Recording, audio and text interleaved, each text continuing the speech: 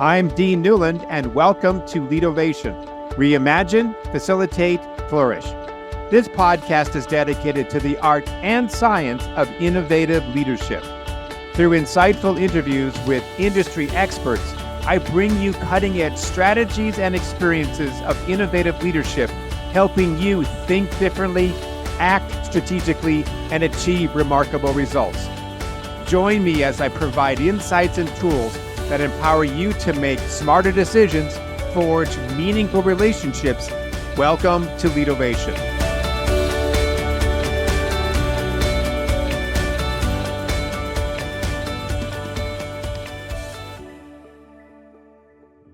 So, why do smart, caring people struggle to persuade others? Danny Bobrow believes the answer has very little to do with better arguments and everything to do with making people feel understood first. Drawing from a lifetime of overcoming adversity, leading teams, and studying the neuroscience of influence, Danny shares why authentic persuasion is never manipulation, and why caring comes before convincing, and how great leaders build trust one conversation at a time. So, Danny, I want to tee us up with a personal story that I want to lead into your story. Several years ago, I suppose about 20 years ago, my nephew and I, Ryan, decided to do a trip from the South Rim to the North Rim and back. It was like 52 miles, rim to rim to rim, Grand Canyon. We did a lot of training to get ready. We were feeling pretty buff and pretty macho. We had our packs on. We're going down. I think we just passed into Indian Wells. We're heading into the base of the canyon near Phantom Ranch, and we're feeling pretty stoked. And then all of a sudden, this guy literally runs by us. He probably had like a little Speedo shorts on with a little water bottle in his back. And all of a sudden, all of our confidence just went down the tube because this guy was a professional, marathon mountaineering runner. And I'm assuming you're one of those guys. It may have even been you. I don't know, but tell me more about route, but that wasn't me. Yeah, it wasn't you. Yeah. I don't think we ended up talking to that guy, but you're in an extreme kind of individual who does this sort of work. I mean, you've climbed a lot of peaks. You have a foundation, which I want to talk about, but what drives you to do this? That's a fair question. And I might ask you the same one, and I suspected there'd be some overlap. What drives me to do it is, and I don't know how much is going to be earth-shattering. I'll tell you why I do it and what I've learned from it, because a lot of what I learned from it was negative lessons that I took some very teachable moments in terms of how to work with teams. And unfortunately, first I learned how not to work with teams. But for me, I guess I'll share a little bit about my origin story. I mentioned it earlier before the camera went on. I was born with a severe vision impairment called retinoschisis. I'm blind in my left eye, and I'm only marginally correctable in my. I'm blind in my left eye and only marginally correctable in my right eye. And so, consequently, as a young person, I thought I was intelligent and athletic. The only problem was that my report cards and every ball that sailed past me in the playground told a different story. And you can imagine the effect that has on a young person's self-esteem and self-image. But the other consequence of that was that I believe that a lot of the education that one receives as a young person about how to work well with their counterparts, work well in a team, are forged in athletics. And that avenue wasn't open to me. And so it wasn't until sophomore year in high school that I was exposed to a concept from, of all places, my gym teacher, Mr. Rusk. And he introduced the concept of the psychological fatigue barrier.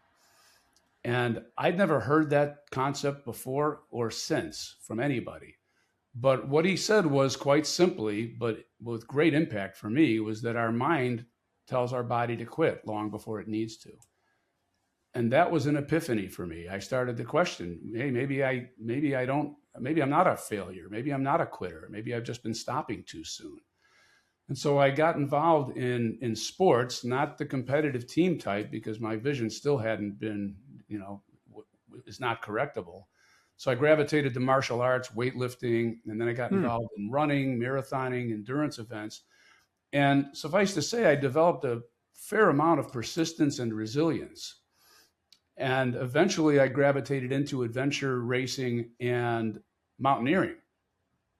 And eventually you can't really go very far as a mountaineer or an adventure racer if you're solo.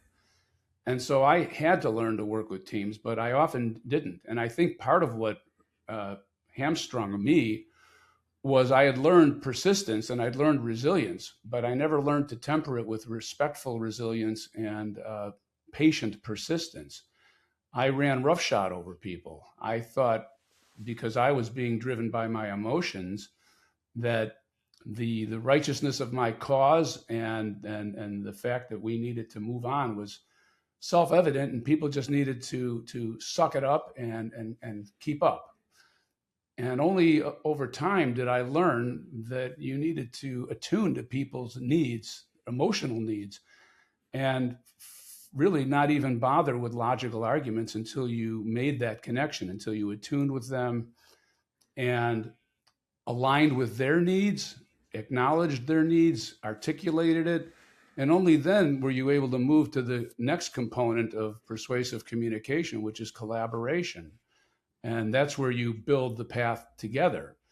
And so from these experiences with others, but largely with myself, I developed the Persuasion Blueprint, which is a sequential communication program, which begins with caring, moves on to connection, and then concludes with collaboration. I realize I haven't answered your question as to why I do these. No, no, you're fine. I want to go back to something that you said that was sort of the bridge between the experience of being an extreme runner, mountaineer, to knowing you needed to work with people. So what was it about being a solo climber that had its limitations that required teamwork? Absolutely. Great question. And I will just take the pause to tell you that. So at that stage, I would honestly have to share that what drove me to do this was to validate my own worth, was to make up for past deficiencies. And over time, I began to realize that, no, this is actually pretty cool stuff. I'm experiencing things I never did. There's a great sense of accomplishment. And we'll have to offline talk about the rim to rim to rim, because that was a singular moment for me when I did that. Okay. That is a great hike. It really is. But what I found was that it's more fun to do things with people, that I'm actually a people person who lacked the skills to establish and maintain connection with my fellow man. And I felt, I felt like I was missing something, which I am or was. And that's really what then drove me. Initially, it was worse because my initial work in the team environment was negative. It was demotivating. It was sometimes humiliating, frustrating, and I just didn't have the skills. And I could see the pattern emerging, and I knew that the one constant in this pattern was me. And so I knew something needed to change, but it took quite a while before I finally sort of the light bulb went on that, no, this is about understanding the neuroscience behind human relations. And over time, I developed, I think, a simple but powerful blueprint, which is the sequence of caring, followed by connection, and leading to collaboration. When you weren't climbing, what were you doing? Or did you have sponsorships that this was your form of revenue as well? Or were you doing the quote unquote real job and this was your fun avocation? Yeah, no, I was never in a position to quit my day job. I did, podium a couple times in some adventure races, and I did summit 3 of the 7 summits, and made some notable accomplishments. But I would say I was solidly remained in the amateur rankings in that regard. Got some occasional. What was your job then, if you couldn't Yeah. go full time on this? Since 1989, I've been in the healthcare marketing space. I've been working as Mm. a digital, well, we didn't start as a digital marketer in 1989 because there was no such thing. That Right. didn't come around until 1999. But I run a full service dental and healthcare also. I'll work with people outside of dentistry, but we're a full service digital marketing agency. Hmm. And that's what further informed or drove the need for me to develop this curriculum. Because what I found was that, people look to us and we look to ourselves initially as responsible for getting the phone to ring. And then when the Hmm. internet became a thing, to getting visitors to your website. And we could generate leads all day long. What we learned in the process through the tracking technology, because we wanted to be able to report on how well we were doing for you in terms of generating, bona fide leads, we also listened to the conversations. And what we learned was that getting the phone to ring, while essential, was not sufficient.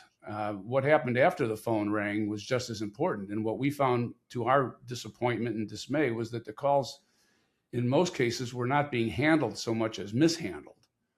Hmm. And so I began to realize that, if I want to, this was enlightened self interest, frankly, Dean, that if I Hmm. wanted to keep clients, I needed to get dollars into their bank accounts. And the fact that we were doing a good job generating leads and their team were not doing a good job of converting them into appointments, that meant that the success chain had a weak or broken link.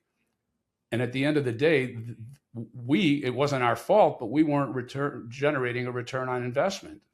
So I created, as a forerunner to the Persuasion Blueprint, what I called the art of first impressions, which was focused and concerned solely with first-time telephone callers to a healthcare practice, how to connect with them emotionally, make a friend before you made an appointment. And then over time, I realized, well, this material transcends just first contact with telephone callers, and that really was what led to the creation of the Persuasion Blueprint. There is so much lessons to be learned through the kinds of experiences you just described, and anybody who's spent a fair amount of time in some sort of sports or some sort of physical discipline, I believe, at least I know for myself, have learned a tremendous amount of things that have been transferable. I too have gone through 10 years of martial arts, and I feel like the lessons that I learned about leadership and teamwork were invaluable just by being on the mat a few times a week. And I remember even as a kid, belaying people as they were climbing up some rock, and it was this incredible day, and thinking to myself, this is what I want to do. I didn't realize that I wasn't going to necessarily be a mountaineer, but it turned into something having to do with working with teams and organizations, much like what you're doing. But we have a benefit, Danny, that we have this visceral touchstone set of experiences we can go back to. We can create that connection to what's happening with people in a business. How do you get the person who has not had that physical discipline experience, those metaphors that maybe you take for granted, I take for granted to a certain degree, maybe less so than you do? How do we ground it in their soul, what you're talking about in terms of persuasion, when you don't have the metaphor to create that mindset? Or the experience, I guess you're saying. Well, I think the good news is that there's not one single way to be persuasive. I do believe there's one right way for each individual to be persuasive. And I've seen this time and again. Before I started my marketing agency, I was in the fitness industry, and that's Hmm. really where I cut my teeth as a salesman. Had some very good instruction and learned a lot of lessons. But one of the best lessons I learned was observing other salespeople. And the best salespeople in the fitness industry were not the most fit or the most energetic necessarily. In fact, the consistently top closer in our club system, which was the largest in the country, happened to be at our club because we were the flagship club based out of Chicago. And every time I walked by her cubicle, there was somebody with a pen in their hand signing a contract. And so I committed to paying close attention to what this woman was doing. And she was slight of build. English wasn't her first language. she didn't have a really strong presence about her. But what I realized was that she was a master at putting people at ease and allowing them to feel in control. And so, Mm, your premise is, how do we get people? I mean, I'm paraphrasing and maybe missing the mark, but it's almost mm. like you were saying, well, how do we get people to think like us or to behave like us? And I don't think that's necessary. I think that people need to take an inventory, and they need to start with caring. I mean, the table stakes for me to work with anybody is that they're caring and competent. You've got to have the goods to deliver what people value, and you need to understand how to signal caring and earn safety, make them feel safe and understood. And the frustration I think that a lot of people have is that they know in their bones that they're caring and that they have the goods, and yet they don't consistently connect with people. And I think that's because many people are victim of what I call the illusion of transparency, which is that they believe that their caring and their competence is self-evident when it's not. And what I coach people on is how to transmit caring signals, and then how to recognize that what people are really craving is to be understood, not to be impressed. So And we so go back to what you just said about, you said something very interesting that, um, if I may paraphrase, I might care about you, but my signals may say otherwise. Is that essentially what you just said? yes, exactly. So we're trying to line up intention with Perception. perception of the other person. Right. And I call that closing the care gap. Okay. Understood. So can I be persuasive in the way that you're describing, caring and building trust and collaboration, all those things, without absolutely loving the thing that I'm selling? Let's just take the sales industry, because I think that we're all in sales all the time anyway, right? Right. It's a way of describing communication. I have a point of view. I would like for you to adopt to it. I suppose one could call that some sort of a sales transaction. Cha-ching, if it turns out that you buy my idea, right? Versus I'm out there literally looking for sales of a contract that I'd like you to sign. So let's go with the latter, meaning I'm really trying to sell you something, a product or a service. Can I be a very authentic, persuasive person without feeling like what I'm selling is the answer to something very, very profound? I would say that will make it much more difficult. So I And gotta love what I'm saying. I mean, I know this sounds so that's a great obvious to point. people, but it is to me too. But I think that we find people who are really good at developing individuals, like within teams, but they may not necessarily be, in a very visceral sense, in love with their company and what they do. Like maybe you build widgets, maybe you work for a large company that it doesn't capture your imagination. The mission of the organization isn't one in which causes you to get excited, but you are excited about the relationships of the people that you work with. That's the distinction I'm trying to make. Well, that's an excellent point. I mean, and sometimes it's a luxury. Everyone says do what you love and you never work another day. And we all Right. hear that, but we don't all have the luxury of doing that. And I heard, I can't remember the book I read, but early in your career, we can't afford that luxury. We have to make a living. We have to fight they call it the gravitational pull of poverty. Oh, that is good. And I wish that's I a coined scary it, metaphor. yeah. And so, you need to work with, but the other point that you're making is that there is a distinction between loving what you do and genuinely caring about people. Yeah. But I would say that what makes persuasive, and you mentioned the word authentic, what makes persuasive communication non-manipulative, non-coercive, is an authentic belief that you can help this person. Now, if you enter the communication from a curiosity standpoint and not with, I got to close this deal, if you go in with that mindset that, you know, I'm gonna try to make this work for you because I need the money. Well, then you're sort of in a transactional as opposed to a relational mindset. Mm. And I think that rather than going in thinking that I'm all things to all people, which we know is a no-no in marketing anyway, going in with authentic curiosity to help discover with this prospective customer, client, or patient whether in fact there exists a fit between what you have to offer and what they need and want, I think you're going to be more successful because people will pick up on that.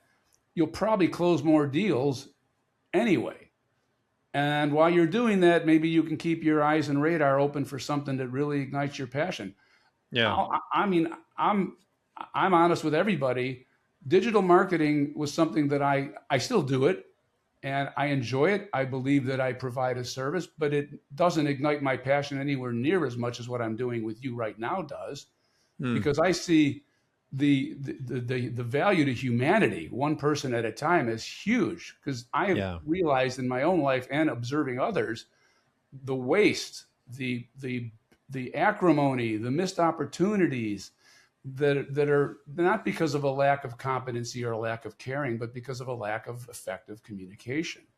And so it's a quest for me, and helping dentists grow their business with digital and conventional marketing was never quite a quest for me. I'm good at it. I care about it. I think it works, but you know, I had to avoid that gravitational pull of poverty. Yeah, there's some quote that I can't remember what it was, Danny. Like, we judge ourselves based on our intention. We judge others based on their behavior and then interpret their intention. So I think in some ways you're saying a very similar thing, which is we might have good intention to try to connect with people and to try to provide good service or try to persuade in a authentic way, but the signals by which we are doing it might be antithetic to that. So I think it's a great point. I want to go back to something that you said, something about this idea around the vision, the mission, the thing that we do, the thing that we're selling. I don't know. I'm curious about what your thoughts are about this, but I've noticed the flip side sometimes happening. We got an organization whose mission is just so compelling.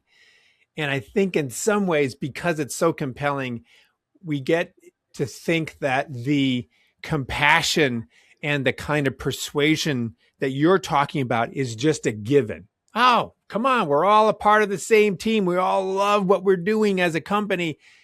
And yet we get kind of lazy and then get disappointed to realize, oh my gosh, we're just like every other set of organizations out there who struggle with the basic communications that we're struggling with now, even though we're afforded this fantastic vision. So I think the flip side can happen as well. But your point, I think, is that these happen everywhere. Well, what I see in the healthcare space, I think is analogous to what you're talking about, Dean, is people will come back from a seminar and they've been pitched on some new product or service, or some consultant has jazzed the team up about some new procedure. And then they go back and they start pitching it to their patients, and their patients are staring at them like they're staring at the sun, because it's the zealousness of the recent convert phenomenon.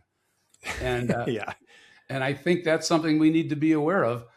And that's why this caring, connection, collaboration sequence is it's plug and play once you learn it. And it again, I think what you're talking about is also the illusion of transparency. We think that our passion and our enthusiasm should be contagious and self-evident. Yeah. And I have a fair amount to say about enthusiasm, which I think is probably the most misused tool in a salesperson's toolkit. Okay, say more about that one, my friend. That's a good one. I'm happy to. For me, enthusiasm should be responsive. It's something that we should kindle in our counterpart through questioning, listening, and careful observation. I liken enthusiasm to building a fire, which it's an analogy. It just occurred to me in the last few months, but I kind of like it, and I'll try it on you. But when we build a fire, do we light a match and drop a log on it? That's not going to work. What we typically do is we light a match, we feed it tinder, and then kindling, and then the main fuel. And to me, that's how enthusiasm should be used. We should use to carry the analogy further, or the metaphor, we should look for sparks in our counterparts. What excites them? And then we build on that so that it's responsive. Otherwise, they're just looking at us like we just fired confetti from a cannon. And I think that gets to your earlier point that doesn't fly. That strikes the typical person as inauthentic. The enthusiasm needs to originate and be amplified in them. Yes. Well, at some point, then what you're watching is the enthusiasm of a salesperson. Let's just take that analogy a little bit further. And all of a sudden, the conversation is shifted away from me, the potential person who maybe want to get involved with you, to the person who's so enthusiastic. All of a sudden, it's no longer about me. It's about you who's going off on your enthusiasm. Precisely. That's exactly right. It becomes the focus shifts from them to you. Yes. That's a really good point. Great point. So Danny, I think that some people listening to this might think that persuasion done in such a way could turn into manipulation, that there's a scale, right? Or maybe there's some sort of, I don't know, that if you overdo it, or that people are afraid of the idea or the concept of persuasion because it starts to smell like I'm going to manipulate somebody. Like ultimate persuasion is the absence of authenticity. And I don't believe in any way, shape, or form that's what you're saying. And I think this conversation is bear that out. But at what point does this process, or does it at all, or when would a person take persuasive processes and then it tips into the other side, which is now I'm really about control and manipulation? I think it begins with the user. You're probably too young to remember the movie Shane, but Shane. Oh, wait a minute. Come on, my friend. I don't know how old you think I am, but yeah, I can remember that. Guessing low, does it? Yeah, exactly. You can be very complimentary with that comment, but I don't quite think it's true. Right. Well, the movie came out in the 50s, so. Well, okay, maybe I can't say that I remember that movie. I wasn't born back that far. Well, and I have to say, I saw it as reruns myself. Yeah, right, yeah. But the point that he would made is that he said that a gun is just like a hammer. It's no more or less ethical. It's up to the person using it. I mean, I define persuasion as a series of mindsets and skill sets designed to influence people toward a course of action that is truly in their own best interest, which is a similar definition of selling. And so for me, you can't over persuade if you're authentically concerned with the welfare of your counterpart. Mm-hmm. Now, Robert Cialdini in his book on influence talks about like 7 different principles of influence, and in his foreword, or first chapter, says that just because we can doesn't mean we should. And so I do say this is a skill set that you will learn. And if you choose to use it for bad, for ill, you are able to. But I would hope that you wouldn't, because that's not what and I think in the long run, that's going to come back to you, because it's a small world. People communicate. And ultimately, if you don't deliver or exceed the promises that you make, people are going to realize that, and then your credibility is going to be affected adversely. You mentioned that you're in digital marketing, and as I hear you talking about your version of persuasion, which I like very much, I have an image of 2 people sitting together in a face-to-face setting, because that's just maybe where I orient myself. But there are, of course, a lot of connections and interactions with people are now being taken place over a virtual setting. How does this process need to change, or does it when our mode of communication is virtual?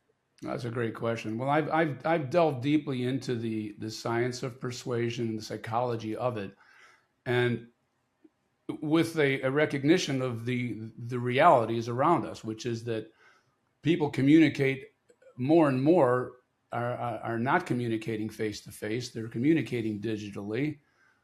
There's also the factor of different generations, how they communicate. There's also the question, the variable of different cultures, how they communicate. And I have to say that, and even that the universality of persuasive communication transcends all those variables. I even include human to animal communication because I've done some study on animal trainers and the fact that animals are responsive to caring as well. They look for, because their brains have different architecture, but the chemicals that course through their brains cause them to respond in very similar ways that we do. You know, epinephrine, norepinephrine, dopamine. And so they seek pattern recognition, predictability, comfort. And I think it's the same thing. What I would say, just to get back to your original question about digital communication, non-face-to-face, we need to be very sensitive to it and recognize that, you know, if you're going to persuade anybody, the first thing you have to do is persuade yourself. And that means really, was it Plato or Socrates who said, know thyself? Yes. And I think that is so important. And knowing yourself in the context of digital communication is recognizing that you get a curt text from a millennial or a Gen Zer, they may not be intending anything negative, but we older guys like you and me, I'm making up for past. Nice going. Yeah, thank you. We may interpret that as disrespectful. You know, why can't you pick up the phone or you know, call me? It's a very short, and they don't realize the signals that they're giving because, you know, just starting to read a book by Ruiz called The Four Agreements, and one of the 4 agreements that we make with ourselves, right, is don't take anything personally.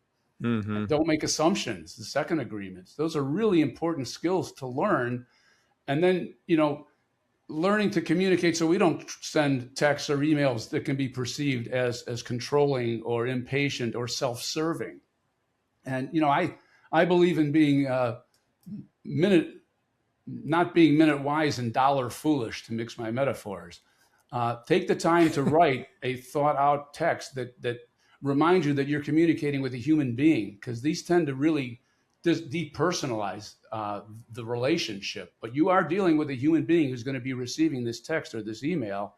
So take the time. If you need something today, you know, it's a second request for something, and say, you know, I hope you're doing well. I'm sorry to ask you, I sent you a request yesterday. Maybe you missed it, but in any case, if you could respond, it would help me to get us back on track so that we can not miss this deadline and keep the client happy. So you give them the why, and you blame yourself, and that doesn't take, it takes a little longer, but in the long run, it saves time, because you're going to, instead of getting a flurry of accusations and resistant communication, you're going to start off on the right foot and get it done quicker. There's something you said that I want to pull a string on. That I was writing something, blog a few days ago, about writing the blog without the help of AI, that I was just going to literally, like I even had as the subtext, this writing was not harmed or influenced by AI. And so I found myself returning to the struggle of writing without any help from ChatGPT. I mean, I now use it as a great way of formulating and coming up with summaries of data, and it's extremely helpful. But there was something kind of uncomfortable and liberating about the struggle of the process of writing that I found greatly useful. And in some ways, I'm drawing an analogy, Danny, back to this comment you just made about the time you would take to write some sort of a real personal text or email to somebody to get them back on track with a sales process that could easily be done with some sort of ChatGPT agent that is doing it for you, right? But all of a sudden we see the real Danny show up in the way in which he's writing this. And we appreciate your effort, because we know it wasn't generated by technology. It was generated by you, and you just earned a friend because of that. Exactly. Well, and I think the length speaks volumes. The fact that you're not sending a curt message suggests to the person that you respect them just by virtue of the fact that they know it took more time to create. But I'm really intrigued by your relationship with AI also, because I've gone through the two. In writing blogs, I will use AI frequently, but I also have learned, and you probably have too, that I think there's a danger of creating an echo chamber, because whatever you tell it, it tells you it's great, right? Oh, it's a great affirmer of what you said. Good point. Exactly. Yeah. And it says, here's something written in your style. Well, is it really my style? Or did you just pull some examples and now am I becoming a slave to a style that isn't really truly my own? In other words, have you boxed me in to a Right. way of communicating and even thinking that is limiting? And Right. so I have done similar to what you've done, Dean, as I've said, well, let's take off the training wheels and the blinders and see what I can do. Because for one thing, that kind of writing it's getting closer and closer to everything else that people are being fed now. It's a passive form of communication or of information retrieval. And Yeah. I think that we may be limiting our brain's development and neural plasticity and Totally. developing neural pathways when we're just relying on something to feed us, and then all we do is some quick edits and we're done. So I I'm with you, brother. totally agree with you on this. And I realize that I'm coming at this with a generational perspective and bias because I didn't grow up with a cell phone in my hand when I was 2, but a lot of people did. Um, and I just feel like there's this, um, I get frustrated with AI, especially when I'm trying to call a company and I'm trying to get some help for something and I have to go through 16 different prompts to get to a human being. I'm also thinking about some sort of study I found a while back that when it comes to a political opinion that you might post on, say, Facebook, and your hope is that maybe my argument will change the mindset of the person who's reading it, the research says it's actually the opposite. It just creates a more emboldened reader to your point of view. In fact, it makes it worse. You should have just said nothing. In some ways, the sense about influence is such a cousin to authenticity, I believe, at least I'm saying that if not done well, AI could actually reduce the message and the trust and the caring that we have with somebody if we don't pay special attention to it. Is that your sense too? It is what you mentioned earlier, and I'm not exactly sure. Maybe you could clarify how they relate.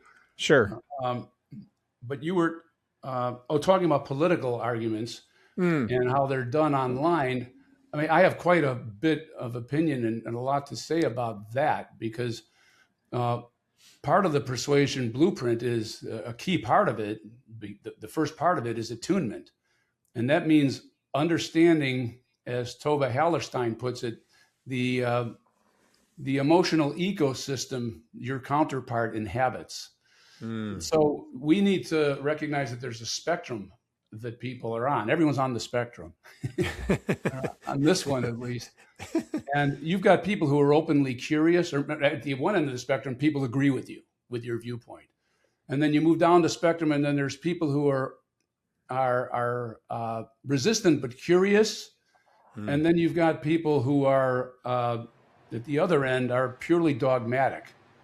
And Toba also says that never bring facts to a feelings fight. That I love that quote. yeah, That's it's good. been said that feelings. Ben Shapiro says feelings don't care about your facts. Douglas Murray says that too, Yeah. and that's true. But it's also true, equally true, that your feelings don't care about the facts. Yeah. And so if you want to have a political discussion with someone, the first thing you need to do is understand where are they on that spectrum. If their identity is tied into their beliefs, or if they have a direct experience that is at the other end of your experience, bringing facts or whataboutism, it will not only not work, but it'll entrench them further. So the best you can do with a dogmatic person is to show respect and dignity for their position and ask questions.